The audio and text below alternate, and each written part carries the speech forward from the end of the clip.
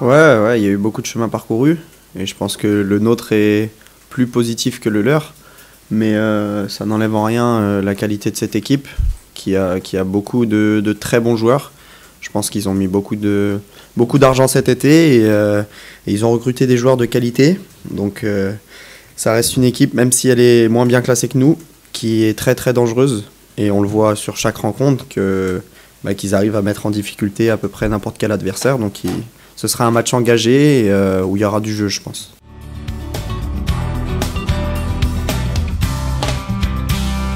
Quand tu perds 3-0, forcément, oui, t'as envie de montrer que tu es passé à côté de ton match et que voilà, là, il faudra mettre tous les ingrédients dans ce match-là pour essayer de faire un résultat. Mais il faut aussi qu'on tire un petit peu les conclusions de ce qu'on a fait la semaine dernière à Caen, où on a réussi à jouer. Mais on s'est rendu compte que même si on joue un petit peu, ça suffit pas.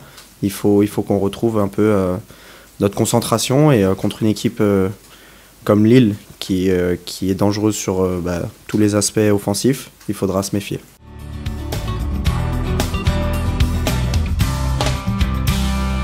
Pas de méfiance, mais attention parce qu'ils ont énormément de qualité et qu'il faut absolument pas se fier au classement.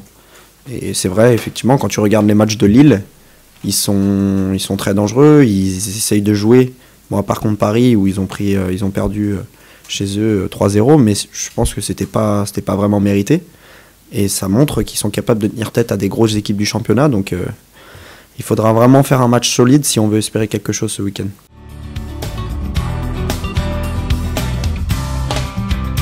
Oui, clairement. Parce qu'avec les joueurs qu'ils ont et la qualité de jeu qu'ils peuvent proposer, pour moi, ils devraient être dans le top 8 facilement. Derrière vous, de toute façon. Non, je dis pas ça. Mais ils seraient dans le top 8. Je sais pas où exactement, mais ils devraient être déjà dans la première partie de tableau, ça c'est certain.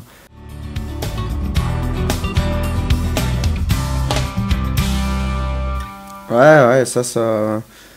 c'est frustrant sur le terrain parce que quand tu prends du plaisir à jouer et à te créer des opportunités, que tu perds le match, au final, t'en oublies le plaisir que t'as pris. Et c'est même un peu... c'est quand tu gagnes et que tu produis un petit peu moins de jeu, mais que tu gagnes 1-0, c'est vrai que tu prends moins de plaisir sur le terrain, mais par contre, quand tu gagnes, t'en prends 2 fois plus. Donc, c'est ce que je disais tout à l'heure, on en revient à ça. Il faut qu'on retrouve notre solidité défensive, parce que c'est bien de marquer 3 buts, c'est bien de marquer 2 buts, mais si t'en prends 4 et 3, ça sert à rien. Donc il faut surtout qu'on se rebase là-dessus, sur notre solidité défensive. Et puis après, si on peut ajouter le jeu, ce sera parfait.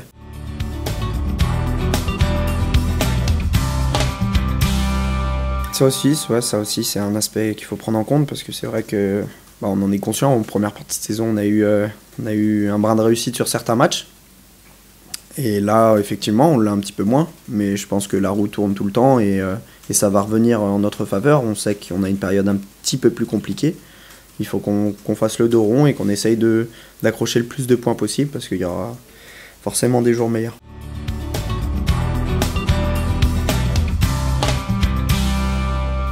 On en parle, oui et non. De temps en temps, on discute de ça, mais vous savez, là, à ce niveau-là du championnat, on ne peut pas encore se dire on est dans la course pour rejouer l'Europe. Il faudra vraiment attendre la fin de saison pour voir où on en est. Là, déjà, on est satisfait de notre première partie de saison, mais on n'est pas du tout satisfait du début de la deuxième. Et si on continue comme ça, on pourra vraiment pas prétendre à cette course-là. Donc il faut d'abord qu'on se reconcentre sur les matchs qui arrivent, parce qu'en plus, on va avoir une série de matchs compliqués. Et il faut prendre des points, il faut continuer de travailler, parce que pour l'instant, on en est loin.